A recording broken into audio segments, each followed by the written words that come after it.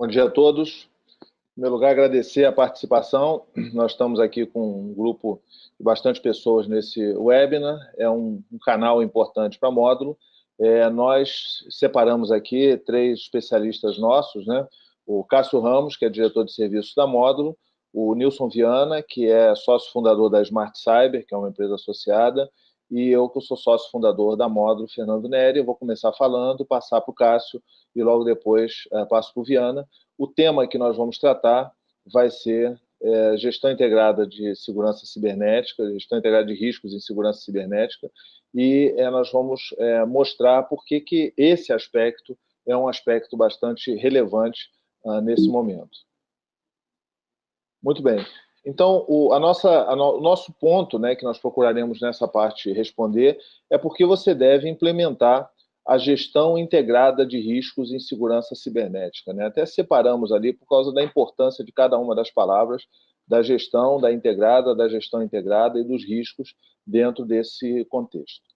A realidade que nós temos hoje é que as organizações, em geral, já realizaram grandes investimentos em segurança da informação e segurança cibernética.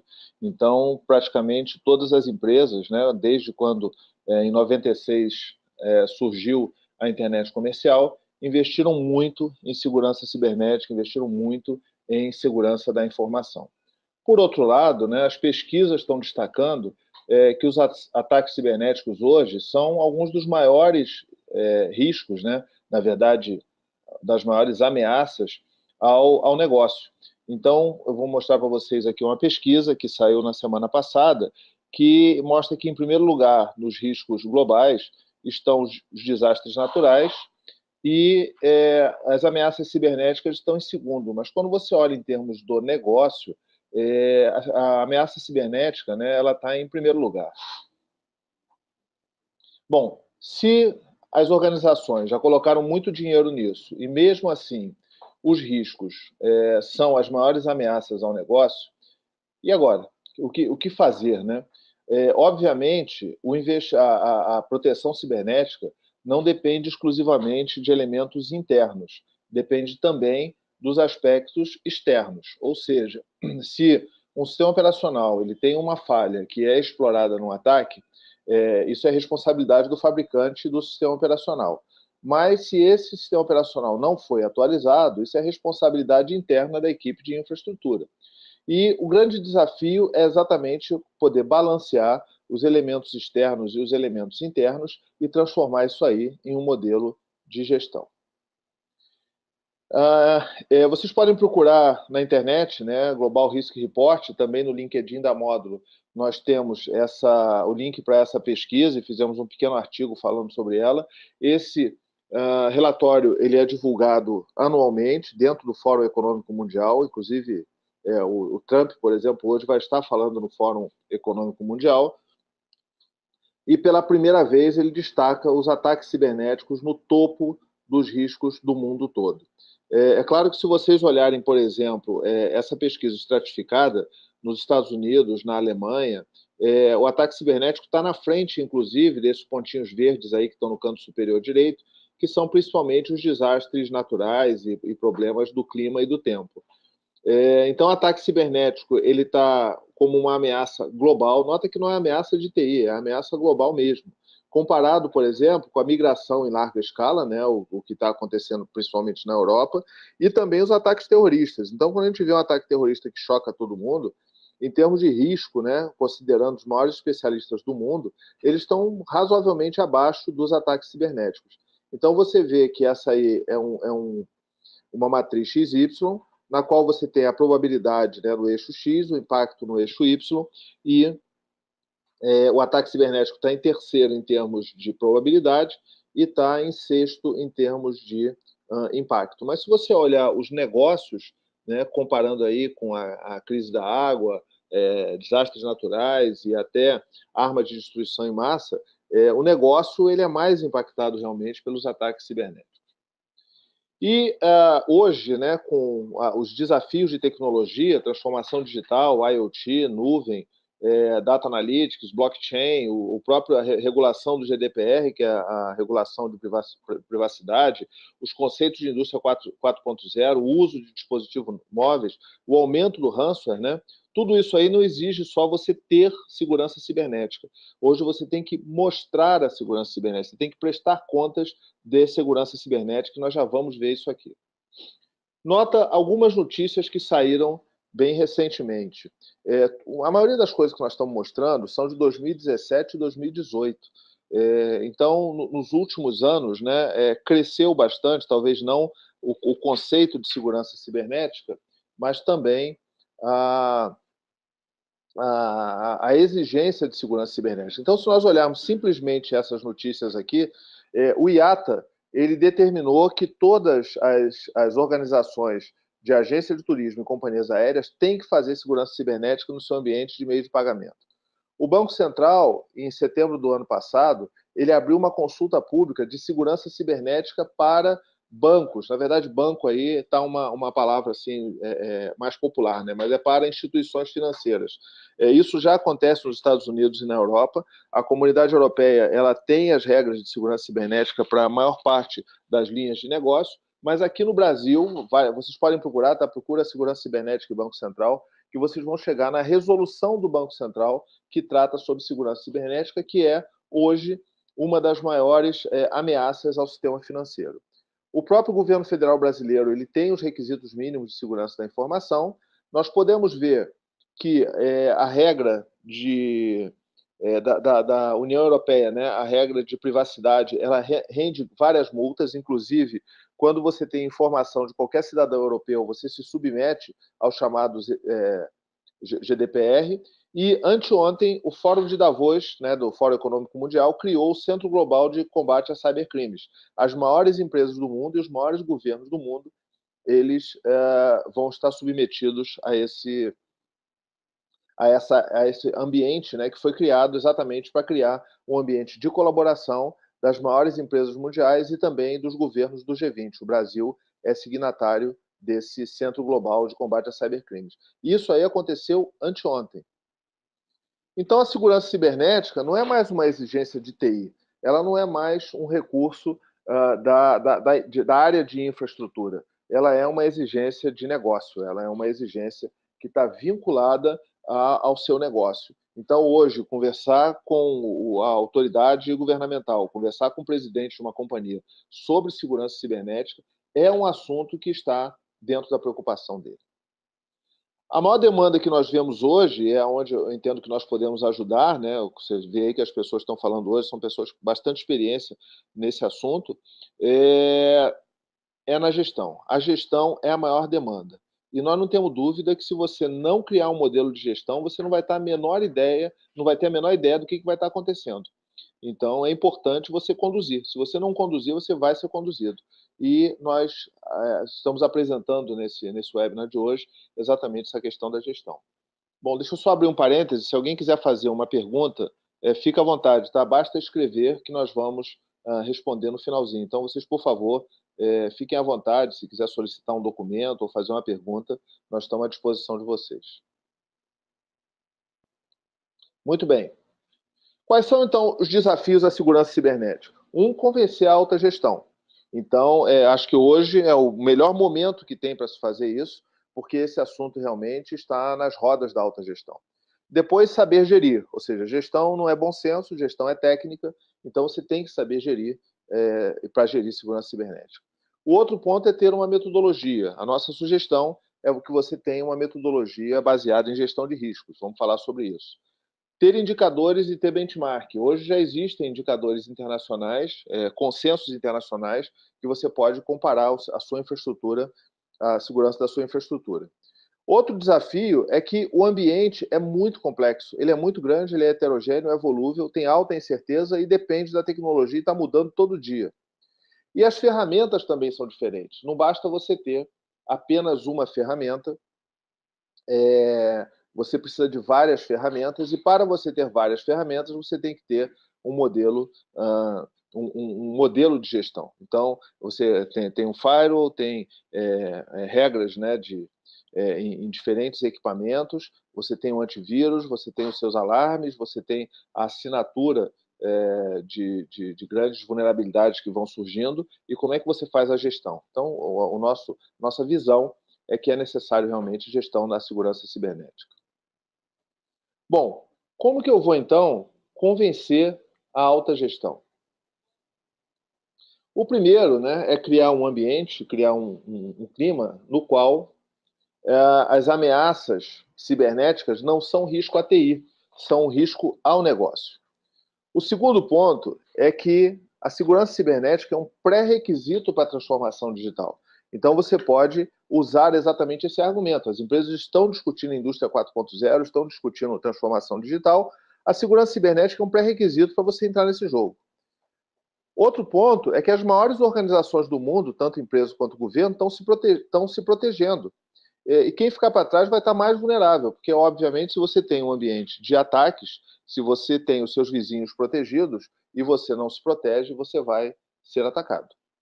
As agências reguladoras estão exigindo, nós vimos o caso do Banco Central, que metodologicamente assim, é a locomotiva da regulação.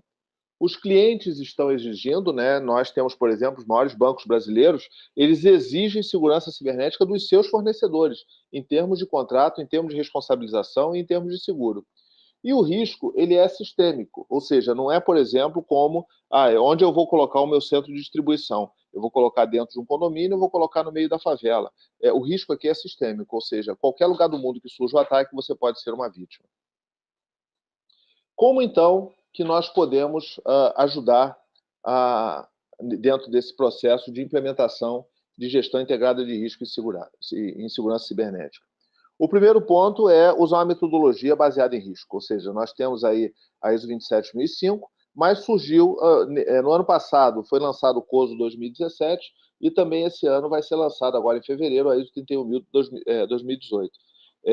Todos eles falam não somente sobre riscos, mas também sobre a integração de riscos com o negócio e com performance. Outro ponto é a implementação paulatina dos controles. Depois, a integração de informações de segurança cibernética. Você tem vários sistemas que geram informações de segurança cibernética. Depois, a aplicação das melhores práticas mundiais. Você não pode ficar por trás disso, porque uma vez que o risco é sistêmico, você tem que fazer uma segurança dentro do ambiente mundial das melhores práticas. Você tem que implementar baselines e o conceito de segurança mínima. E também te dá visão situacional, porque como é que você vê, como é que você demonstra que você está praticando as melhores práticas e está fazendo integração de informação? Você precisa ter controle, é o que nós falamos. Se você não conduzir, você vai ser conduzido. E, além disso, ter canais de comunicação, porque o desafio da segurança cibernética é para todo mundo. É para o DBA, é para o responsável de infraestrutura, é para a área de recursos humanos. Então, você tem que ter uma dinâmica de comunicação. E a nossa visão, né, é uma visão de implementação, acho que o Cássio vai falar sobre isso também, de gestão de segurança cibernética em uma página. Aqui é um exemplo onde você tem, na primeira coluna, os ativos e os processos, na segunda coluna, as bases de conhecimento em cima das quais você vai fazer análise de segurança, a terceira coluna, a análise, a quarta coluna, a avaliação de riscos, e a quinta coluna, o tratamento. Ou seja, uma série de ações, uma série de atividades, vocês veem até no canto inferior direito, uma matriz de risco. Você pode até falar o seguinte: olha, o presidente da organização vai ver o que está em vermelho, porque aquilo ali realmente são os maiores riscos ao negócio. Bom, então basicamente é isso, é o tempo que me cabe. Agradeço a vocês, estamos à disposição. Lembrando a todos, a qualquer momento vocês podem encaminhar perguntas, nós estamos à disposição. Obrigado pela atenção. Agora vamos passar a palavra para o Cássio. Muito obrigado.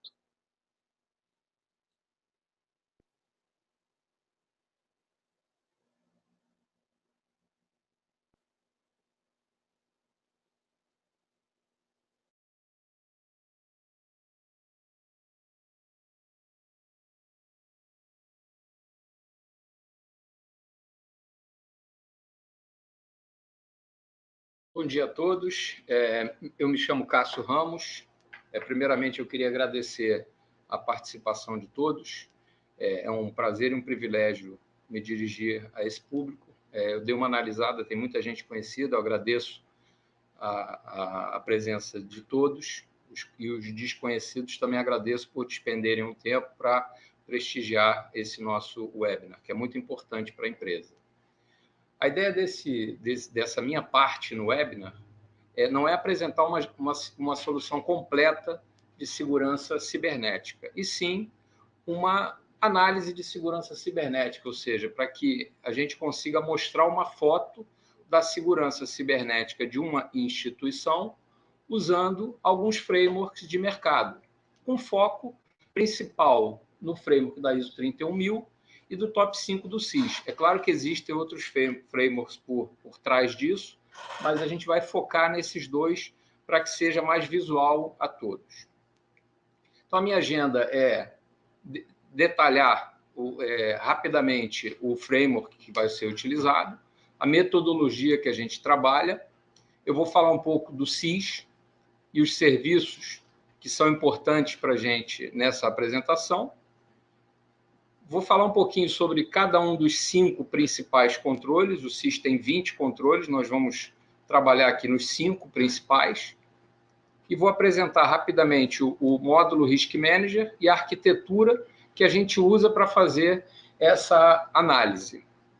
E alguns resultados para ilustrar a apresentação. Então, aqui a gente pode ver o desenho dos processos da ISO 31000, que é a ISO de gestão de riscos. Então, nós usamos esse framework.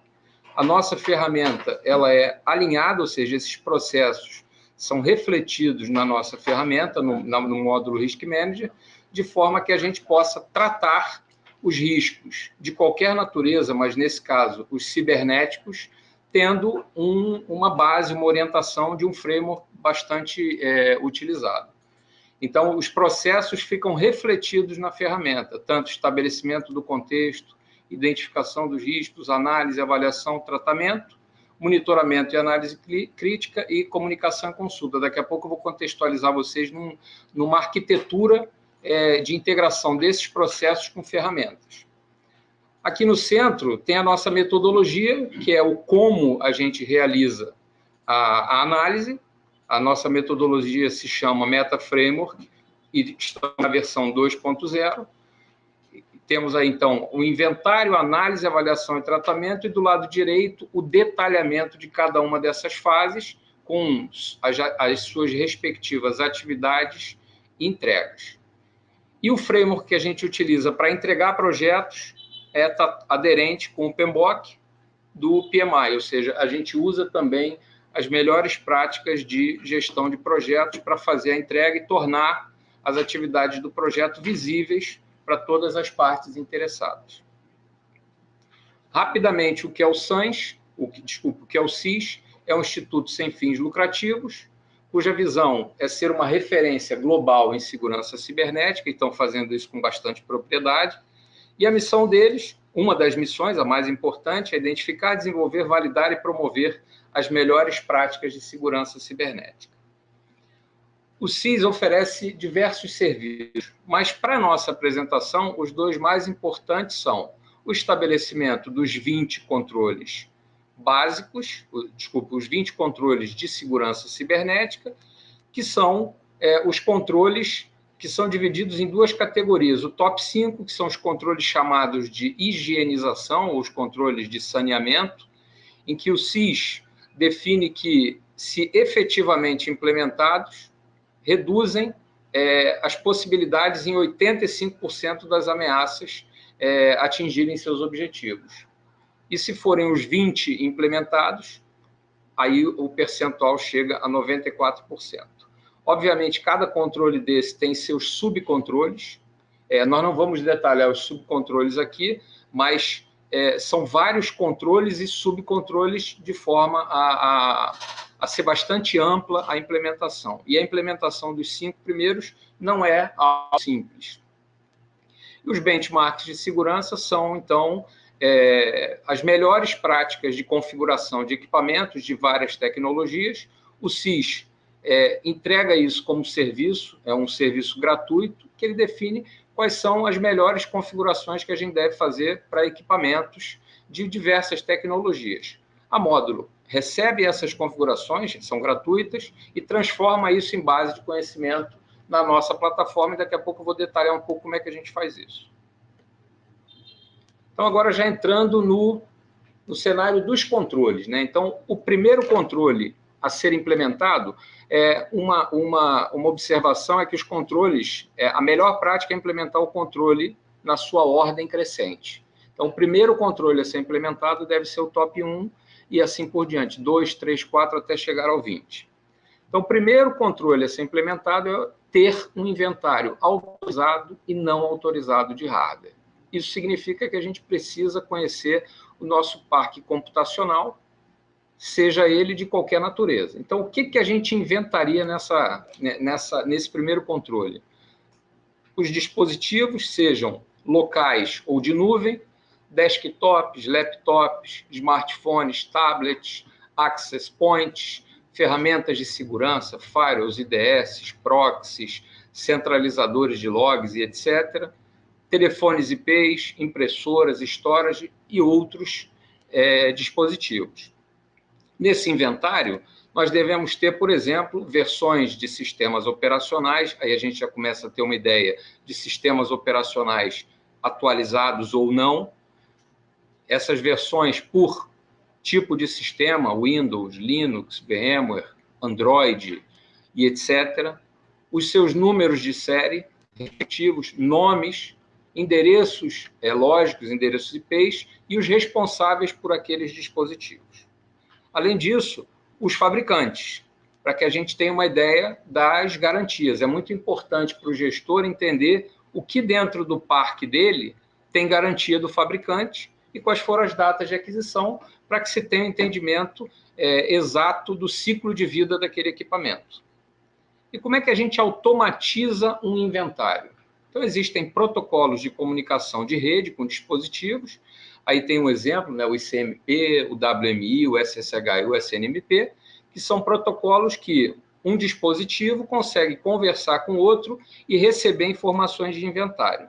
Quanto mais intrusivo, e aí quando eu digo intrusivo, não é que haja uma intrusão, mas a comunicação ela é autenticada, maiores são as informações e maior vai ser a riqueza do seu inventário. Ou análise passiva de tráfego através de sniffing de rede, enquanto a gente verifica todos os pacotes que estão trafegando na rede, a gente começa a ter uma ideia do inventário. Obviamente, o primeiro, que é o uso de protocolos, é o desejável. Quais são os objetivos desse controle? Primeiro, conhecer o inventário, saber o que nós temos na nossa rede de dados, tanto internamente quanto na nuvem, e definir os dispositivos autorizados. Ou seja, prevenir que tenham o que a gente chama de rogue devices, que são devices que não são conhecidos ou não são gerenciados, né? E é muito importante também definir a relevância de cada um desses ativos, porque depois, quando a gente estiver em outras fases, a gente tem que proteger aquilo que é mais relevante. E o outro objetivo nesse controle é, depois de ter um inventário autorizado, prevenir a entrada de outros dispositivos que não são autorizados ou não gerenciados na rede de dados. Ferramentas. Para descobrir esses dispositivos, para definir o nosso inventário, a gente usa ferramentas especializadas naqueles protocolos que eu comentei antes. Então, por exemplo, eu coloco aí sempre ferramentas ou gratuitas ou de baixo custo, mas existem outras, não se limitam a essas. Então, ferramentas Spiceworks, OpenAudit, OpenVice, que é uma ferramenta de análise de vulnerabilidades, o Nmap, essas são as ferramentas ativas. E o TCP-Dump e o Wireshark são ferramentas de sniffing de rede para captura passiva de tráfego. Uma ferramentas para prevenção, ou seja, prevenir a entrada de dispositivos não autorizados, são ferramentas baseadas em controle de acesso de rede, por exemplo, controlar pelo endereço da placa de rede ou controlar o acesso através de protocolos, através do protocolo 802.1x, que controla a entrada e saída de dispositivos na rede. Uma ferramenta de gestão do inventário, porque esse inventário acaba se tornando muito complexo, então a gente usa como ferramenta de gestão de inventários e chama isso de gestão de ativos, e também para o tratamento de conformidades o módulo Risk Manager. Então, as informações de inventário, elas são importadas para o módulo de organização do módulo Risk Manager, que daqui a pouco eu vou mostrar um print. qualquer não conformidade que deva ter um tratamento, ela é jogada para uma aba chamada aba de workflow, que é uma aba é um módulo da nossa plataforma. Ela vai ser tratada no workflow de acordo com o fluxo de tratamento que a equipe que vai tratar tenha que realizar, e a geração de indicadores vai ser feita no módulo de análise de dados, que aí mostra os indicadores. Aqui vocês observam do lado direito alguns indicadores, né? Indicadores de inventário por sistema operacional, por fabricante, por IP, nome, MAC address e outros. E aí, com isso, a gente tem descoberta, prevenção e gestão. E a gestão sempre permeando tanto a descoberta como a prevenção. O top 2 é o inventário autorizado e não autorizado de software. O que nós precisamos inventariar nesse controle?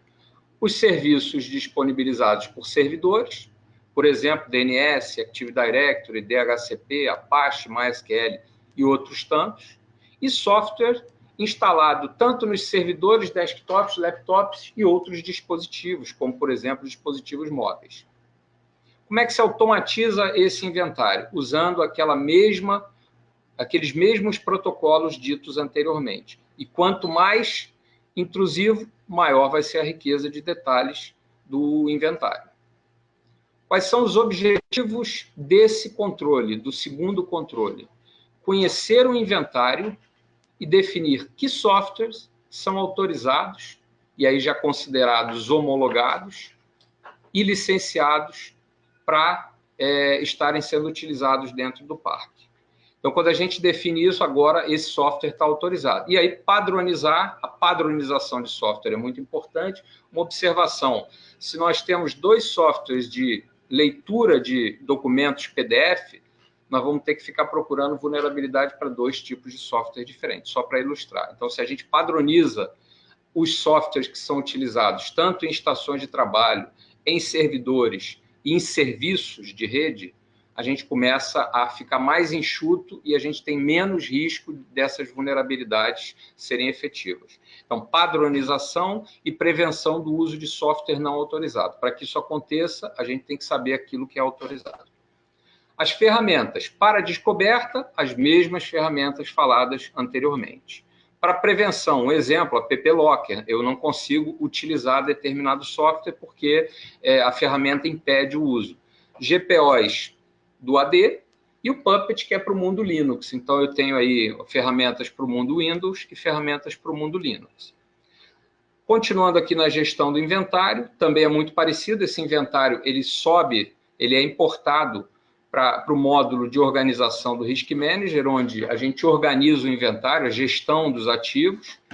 Qualquer tipo de tratamento vai se tornar um incidente e vai para a aba de workflow, onde vai ser tratado de acordo com o fluxo de tratamento correto.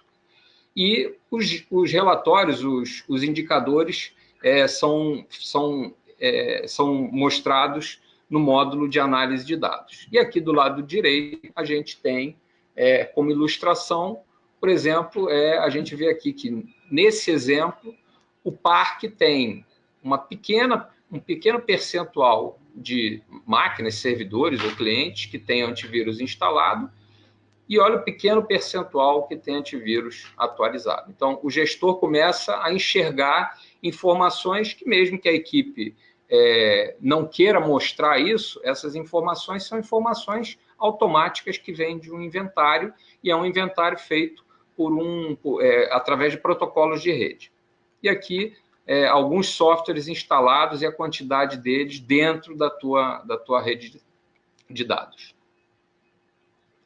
O controle de número 3, ele define que nós temos que ter configurações seguras de hardware e software. Como é que a gente verifica, então, essas configurações? Para esse controle, a gente usa os benchmarks, não só os benchmarks do SIS, como a gente agrega também alguns controles que são controles da própria módulo, estudando serviços de segurança. Então, o SIS provê benchmarks de segurança para sistemas operacionais, Windows, Linux, VMware, serviços de rede, dispositivos móveis, impressoras e etc. Esses benchmarks são trazidos e transformados em bases de conhecimento. Essas bases de conhecimento ficam, vamos dizer, ficam disponíveis no software para serem consultadas. O objetivo desse controle é verificar controles implementados e definir a linha de base de segurança. Então, qual é o nosso objetivo? É verificar de todos os controles desejáveis, quais são os controles que estão implementados em uma determinada plataforma.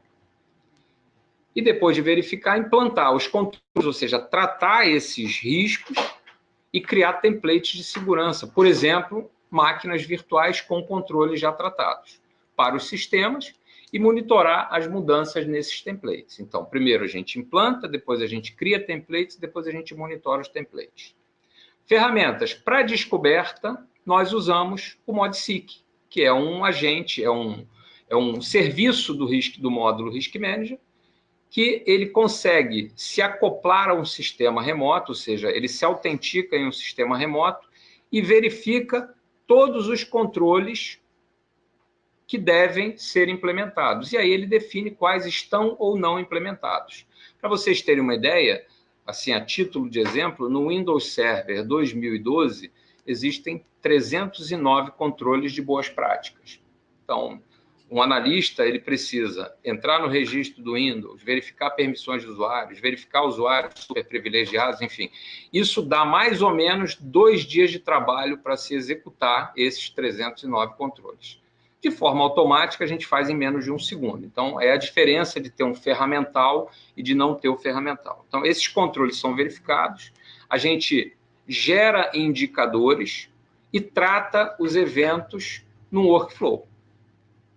Para prevenção desses controles, ou seja, após a implantação dos controles, alguém pode chegar lá e acessar e instalar um novo serviço. Então, nós temos ferramentas, por exemplo, IDS de host, ferramentas de gestão de configuração, e aí o Puppet System Center, para monitorar e impedir que essas configurações sejam alteradas.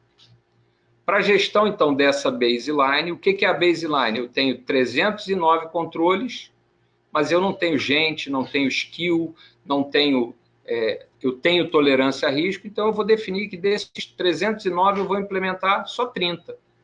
Isso aqui, então, é a minha linha de base. E, a partir daí, eu vou gerenciar essa linha de base. A gente faz isso usando para tratamento o workflow e para geração de indicadores o Data Analytics. E aqui são os exemplos, né, que a gente verifica os controles que estão implementados, não implementados, e aqui as suas respectivas criticidades, os indicadores de risco, né? Mesmo tratando os riscos com todas as boas práticas, vulnerabilidades acontecem. Então, o quarto controle é para que se tenha um processo de análise de vulnerabilidades contínua e remediação. Como é que nós identificamos vulnerabilidades? Acompanhando os alertas de segurança em sites especializados e por meio de ferramentas de análise e gestão de vulnerabilidades. O objetivo desse controle é estabelecer o processo de gestão de vulnerabilidades, de forma a entender as existentes no ambiente e tratá-las continuamente. Ferramentas. Para descoberta, a gente usa scanners de vulnerabilidades normais, OpenVise, Nessus, Nexpose. Esses scanners, eles produzem resultados em arquivos que a gente consegue importar esses arquivos para o nosso software, para o Risk Manager, e fazer toda a gestão da vulnerabilidade, do ciclo de gestão de vulnerabilidade e tratamento dessas vulnerabilidades no workflow. Então, o módulo Risk Manager ele é utilizado para receber essas vulnerabilidades, processá-las, a gente define aquilo que vai ser tratado ou não e faz o tratamento no workflow, da mesma forma que os riscos são feitos. E o top 5 é o controle de uso de privilégios administrativos. Ou seja, muitos usuários têm privilégios administrativos em diversos sistemas.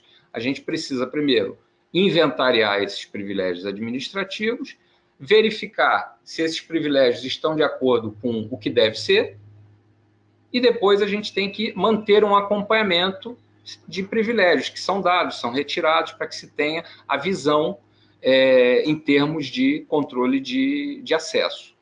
Então, os objetivos desse controle são, primeiro, o gerenciamento do controle de acesso e o monitoramento dessas mudanças. Como é que a gente descobre? Ou seja, a descoberta é feita por meio de ferramentas de análise de vulnerabilidade que verificam, por exemplo, usuários e senhas de fábrica. Então, usuários e senhas de fábrica, esses usuários têm alto grau de privilégios administrativos. E aqui eu coloquei para exemplificar, existem vários scripts desses. Esse aqui, script é um script em PowerShell, é o Acelite, que faz a verificação de privilégios administrativos num domínio. Então, você executa esse script, ele te dá uma lista de privilégios administrativos no domínio. Esses privilégios são associados a pessoas. Essas pessoas, nós fazemos um inventário de pessoas, colocamos no nosso sistema, e depois esse inventário de pessoas vem acompanhado com seus respectivos cargos, as áreas de atuação, e aí depois a identificação de privilégios associados a pessoas e a contas de serviço.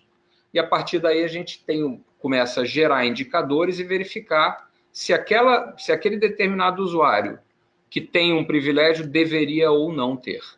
E quem tem privilégio, isso tem que ser formalizado, e quem tem privilégio e não deveria ter, é uma não conformidade que tem que ser tratada. Então, para gerenciamento de privilégios e tratamento de não conformidades, o inventário disso tudo vai para a nossa plataforma e a gente faz o workflow de tratamento desses privilégios, e a análise de dados é feita a partir de indicadores sobre esse cenário. Aqui uma visão rápida do Risk Manager. O Risk Manager é uma ferramenta web, ela tem total compatibilidade e é conforme a ISO 31000 para gestão de riscos e o NIST 80137 da série 800 para monitoramento contínuo. E aqui, para vocês verem, isso aqui reflete as fases, os processos da ISO 31000.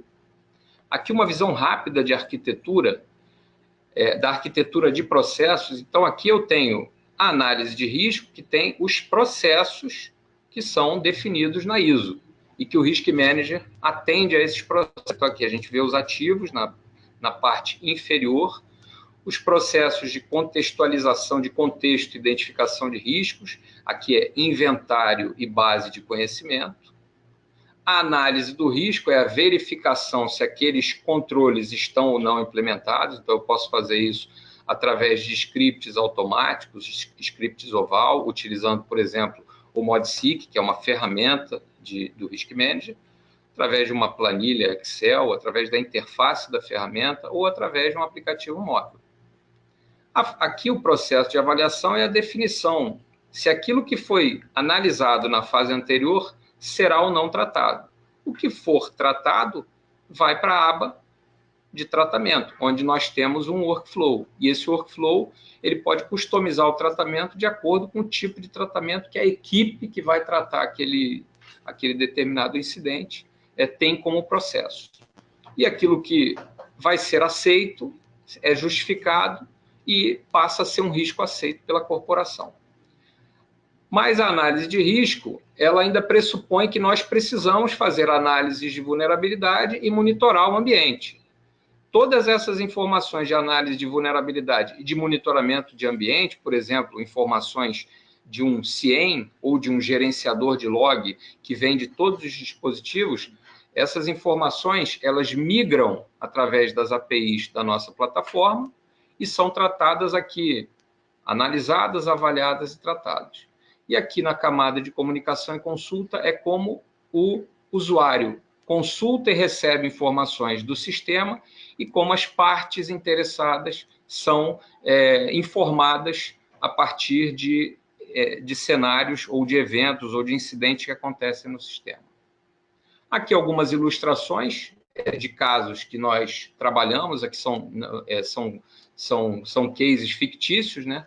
E em que a gente usa o Risk Manager tanto aqui no top 1, top 2, que é o inventário, a gente pode fazer inventário georreferenciado, o inventário a partir de ativos e, vamos dizer, por processos de negócio tático e processos de negócio estratégico, e dessa forma eu não preciso dar indicadores de risco por ativos, eu dou indicadores de risco por processos, o que faz com que o gestor tenha uma maior visibilidade para dar segurança a processos mais importantes dentro da corporação.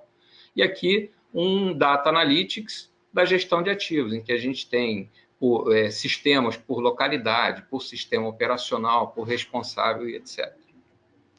Aqui o top 3 e o top 4, as bases de conhecimento usadas para fazer análise de risco, e os relatórios de análise de risco e de vulnerabilidade. São relatórios que têm padronizados e relatórios customizados. Então, eu posso mandar um relatório bastante genérico para um gestor e um relatório mais detalhado para a equipe que vai fazer o tratamento ou dos riscos ou das vulnerabilidades e o acompanhamento desse tratamento. Aqui são os indicadores de tratamento, então aqui já está mais focado no workflow, o que foi tratado, o que não foi tratado por responsável, e aí o gestor pode acompanhar o tratamento, e isso é usado para todos os controles, do top 1 ao top 5. E aqui só ressaltando aquilo que o Fernando colocou, esse é o conceito também do One Page Cybersecurity, que é um conceito que é um One Page Cybersecurity para o nível que aquele determinado colaborador precisa. Então, por exemplo, um gestor de alto nível, ele precisa de informações de alto nível, mas um gestor operacional, por exemplo, de gestão de ativos, ele precisa de um One Page Security Manager para a gestão de ativos. Então, a gente customiza e gera indicadores de uma página para cada tipo de público que vai consumir essas informações. Bom, o tempo que eu tinha, eu acho que eu ultrapassei um pouquinho. Gostaria de agradecer a todos e vou passar aqui a palavra para o Nilson Viana. Olá, pessoal. Bom dia. Vamos lá.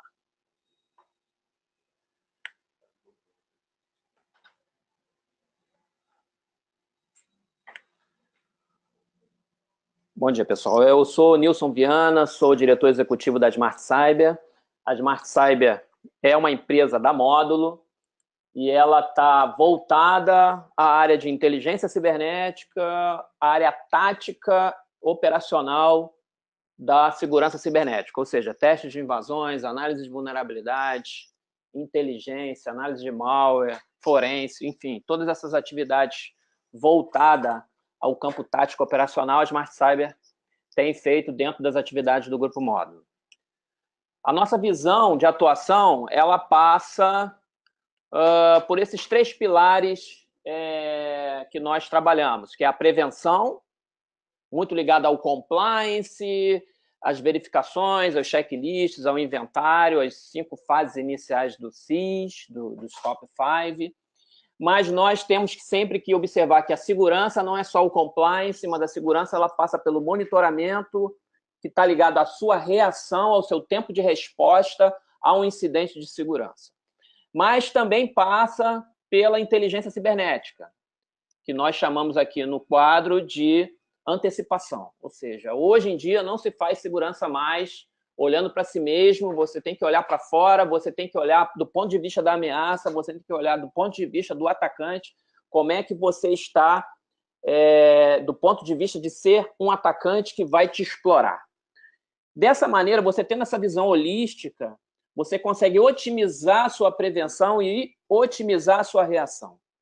Hoje não dá para implementar todos os controles, não dá para implementar todas as camadas de segurança previstas num compliance de prevenção. Você tem que priorizar. E essa priorização, até por aspectos financeiros, ela passa muito pelo aquilo que você está monitorando, por aquilo que você está verificando que está sendo atacado, mas também passa pela sua área de inteligência cibernética ou pela sua percepção do que pode um atacante te explorar. Dessa maneira, você vai colocar o escudo na posição certa, na direção que o ataque está sendo feito. Ou seja, a visão de inteligência, ela pode ser estruturada ou não, mas, de uma certa forma, todos nós já fazemos isso, sem, às vezes, perceber. Às vezes, a gente foca na prevenção, a gente faz um pouco de monitoramento, a gente faz um pouco de inteligência cibernética quando a gente participa de um webinar, quando a gente olha uma notícia, quando a gente acompanha um malware novo, uma nova versão de ransomware, a gente está fazendo inteligência cibernética de maneira empírica, mas isso pode ser feito de uma maneira mais estruturada.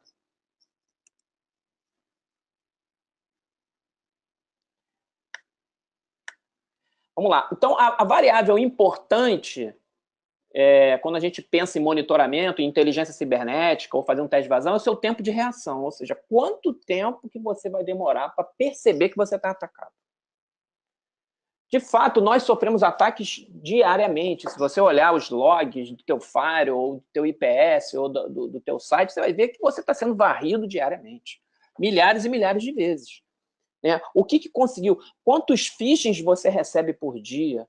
Quantas pessoas clicaram em links maliciosos ou em abriram arquivos maliciosos anexados como PDFs ou documentação em sistemas operacionais que não estão atualizados? Aí é aquele histórico do ataque, né? Você está sendo atacado, não está sendo percebido, seu usuário, a cultura organizacional da sua empresa permite, de repente, que alguém saia clicando em links e, a partir daí, um atacante invade uma estação de trabalho e ele se torna um insider dentro da sua rede. Ou seja, o seu tempo de reação, tempo de percepção é uma variável importante na segurança cibernética, né? O Time-Based Security.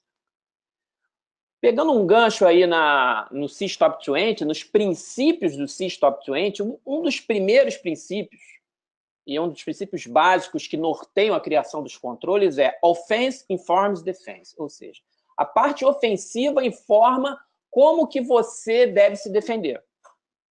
E, trazendo para a prática, isso é inteligência cibernética e realização de testes de invasão, ou seja, você vai vestir o chapéu do atacante e começar a raciocinar como atacante para ver qual é a melhor maneira de você se defender. Então, realizar inteligência cibernética e realizar testes de invasão é fundamental para você contribuir para a sua forma de se defender. Tá? É óbvio que existem outros princípios, que é a priorização, as métricas, você tem indicadores, e o Top 20 ele traz esses indicadores, você ter diagnósticos contínuos e mitigação, e automação foi o que o Cássio acabou de falar. Que sem automação, você não consegue dar conta de realizar tantas tarefas em pouco tempo com a quantidade de pessoas que você possui. Okay? O controle 20 do Top 20 ele fala de testes de invasão e exercícios de Red Team. Tá? O que nada mais é que é testar as suas defesas de uma organização, tecnologia, processos e pessoas. A gente não pode esquecer que as pessoas sempre são o elo mais fraco do processo, do sistema de defesa. Ou seja, não adianta nada você ter todas as camadas de segurança, todas as melhores tecnologias. A partir do momento que o seu usuário clica num link malicioso, ele está invadido e, a partir dali, o atacante herda os privilégios daquela máquina e você pode estar sendo atacado, pivotado ataques dentro da sua rede. E uma coisa fundamental no teste de invasão é o ethical hacking.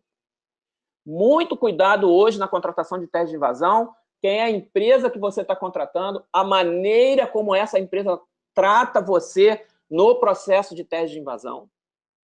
Se você está assinando um NDA, um No Disclosure Agreement, se essa empresa ela já, de repente, até já te invadiu e está querendo apenas validar através de um teste de invasão. Hoje, no mercado, não só no Brasil, mas fora, existem empresas éticas e empresas não éticas. Você deve selecionar muito bem quem você está contratando para fazer um teste de invasão e ter o controle total do teste de invasão. Tá? Ter o controle total significa saber o que está sendo feito, a hora que está sendo feito, como está sendo feito, se uma determinada invasão foi autorizada ou não, se um determinado processo de invasão foi autorizado ou não. Tudo isso o cliente tem que ter o controle. Ele não pode ser, mesmo num black box, o black box não significa fazer o que quiser. Tá? Então, o ethical hacking é o que nós devemos procurar num teste de invasão. Na gestão de ameaças, esse slide é um slide acadêmico, mas ele mostra um pouco a janela de vulnerabilidade desde o momento que uma vulnerabilidade é introduzida lá atrás até o momento que o patch é corrigido. no seu ambiente, existe um tempo de exposição muito grande. Parte desse tempo, o ataque ainda é um zero day. Por quê? O que é um zero day? Ele não foi publicado para todo mundo. Mas, normalmente, os zero days são publicados antes para os fabricantes terem um tempo de gerarem as correções. Quando esse tempo passa, ele é publicado e, a partir daí, as empresas de antivírus geram vacinas, o patch é lançado e você atualiza.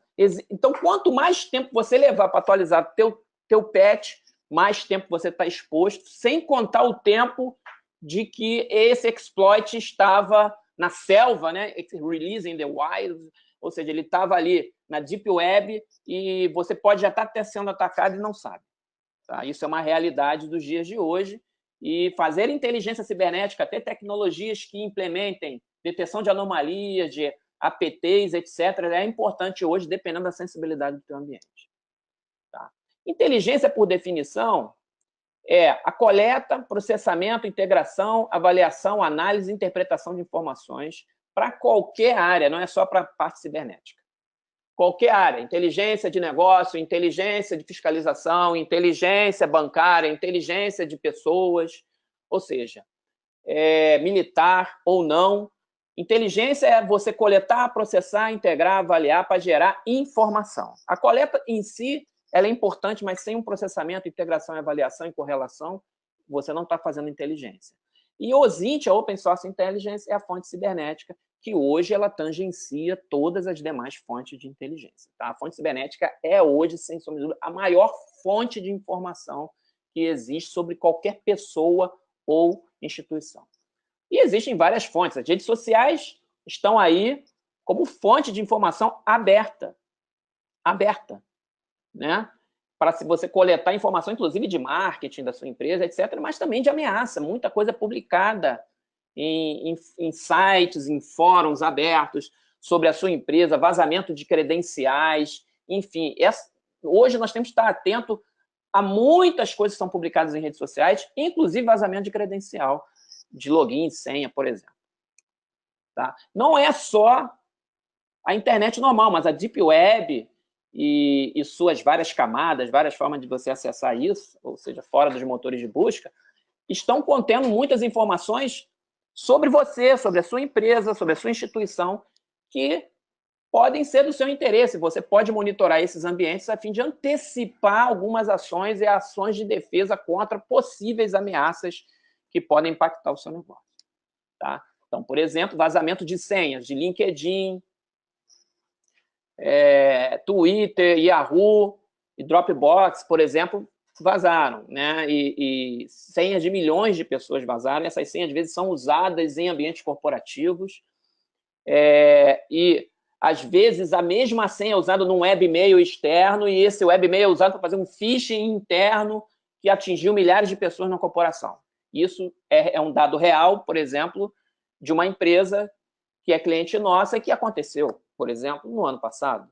Então, você ter 2 fatores de autenticação para qualquer serviço que está indo para fora é fundamental hoje. Você não pode mais confiar na senha que está há muito tempo ali no seu ambiente. Por quê? Porque provavelmente a mesma senha é usada nesses vazamentos que estão na Deep Web.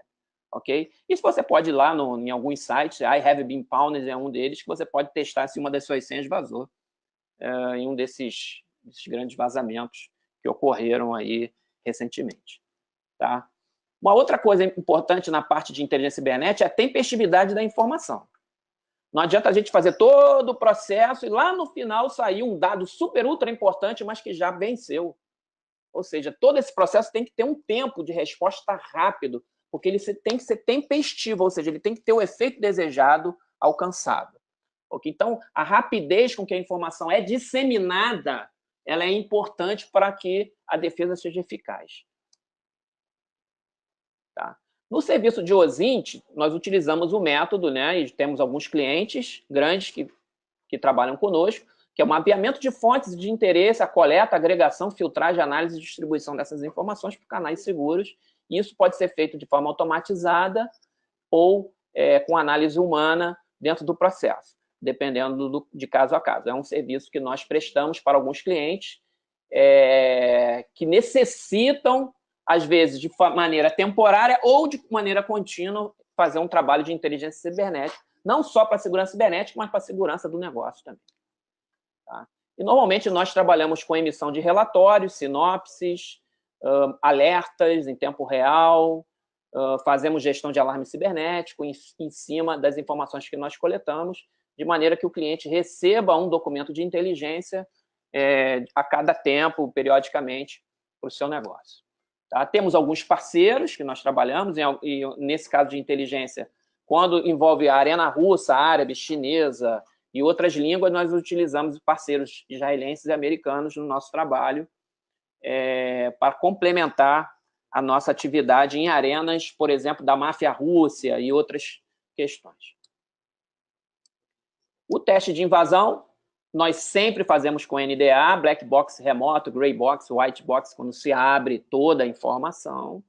Tá? E fazemos diversas explorações e análise de vulnerabilidade com ferramentas open e ferramentas pagas, né? Com o nosso pessoal tanto do ponto de vista externo, ou seja, atacando da internet, ou atacando de dentro da sua rede, ou por VPN, ou localmente, quando a gente quer simular um insider, e a gente faz um teste de invasão na sua rede para tentar explorar coisas que vocês, às vezes, não estão percebendo, não estão mais enxergando. E isso gera um grau de sensibilidade muito grande na área executiva quando você mostra o resultado, gerando até investimentos para o setor de segurança. Porque o teste de invasão tem um efeito psicológico, que é a sensibilização da área executiva. Então, é muito importante fazer o teste de invasão para promover investimentos na área de segurança. Ok? O Smart Pen Test já é um trabalho um pouco mais metodológico, que a Smart Cyber faz, que é um exercício de ataque e defesa, onde nós treinamos, temos um grupo de ataque, um grupo de defesa, um grupo de arbitragem, que controla esse exercício, tem um cenário, a gente cria uma motivação para o atacante, e nós treinamos didaticamente a defesa, ela detectar o ataque, reagir, de maneira a criar maturidade na sua equipe de defesa. Então, a gente faz isso uma vez por ano na empresa, a empresa vai medindo a maturidade, a evolução da sua defesa conforme a gente vai fazendo os exercícios de Smart Pen Test. Tá? E é diferente de um Pen Test tradicional. A gente faz e envolve a área executiva no teste. Os executivos sabem que eles estão sendo atacados, vão perceber que quando o pessoal detetou, quando o pessoal não detetou, e vão cada vez mais amadurecendo a sua defesa cibernética. Ok? Então, pessoal, essa é a mensagem que eu queria passar nesses poucos minutos e agradecer a presença de todos até aqui. Um abraço.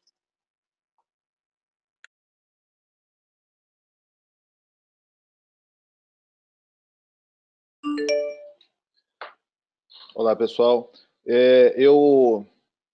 Nós vamos fazer, já estamos agora no encerramento, e eu vou responder uma pergunta, o Cássio uma, nós já passamos de meio-dia aqui, e eu vou responder uma pergunta, o Cássio outra, e também logo depois o Viana.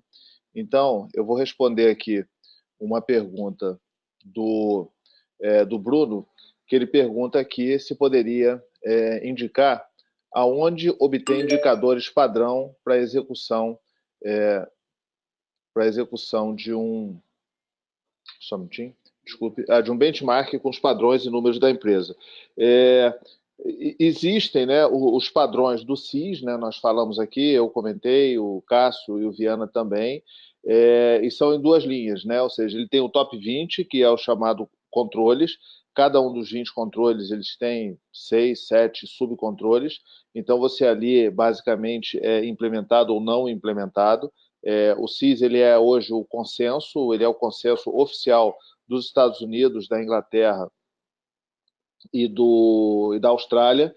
A comunidade europeia também segue ele, então ele é uma ótima referência. Agora, quando você fala em infraestrutura, também o CIS tem não os controles, mas os chamados benchmarks. Esses benchmarks do CIS, todos eles são relacionados a cada uma das tecnologias. Por exemplo, o Windows 2016, ele tem lá 309 controles. O Linux Red Hat ele tem 207 controles. Então, existe uma série de controles para os quais você pode fazer benchmarking. Uma coisa até que o Cássio e o Viana sempre me falam muito é a questão da baseline, ou seja, ao invés de você trabalhar em cima dos 300 e tantos controles, você selecionar um número, um cliente nosso agora fez até um projeto com baseline com 30 controles, que aí você tem o conceito de segurança mínima aplicado, focando realmente numa segurança mais profunda e integrada com o seu ambiente. Bom, eu vi aqui algumas perguntas, nós não vamos conseguir responder todas, nós podemos responder diretamente para cada um, e também algumas pessoas perguntaram se a apresentação vai ser disponibilizada. A resposta é sim, tanto em termos do PDF, como também via a gravação, tá? Que vai estar no nosso YouTube ainda hoje. Então, eu agradeço a vocês e passo aqui a palavra para o Cássio, que vai responder uma pergunta também. Obrigado a todos e obrigado ao Bruno por ter encaminhado essa pergunta.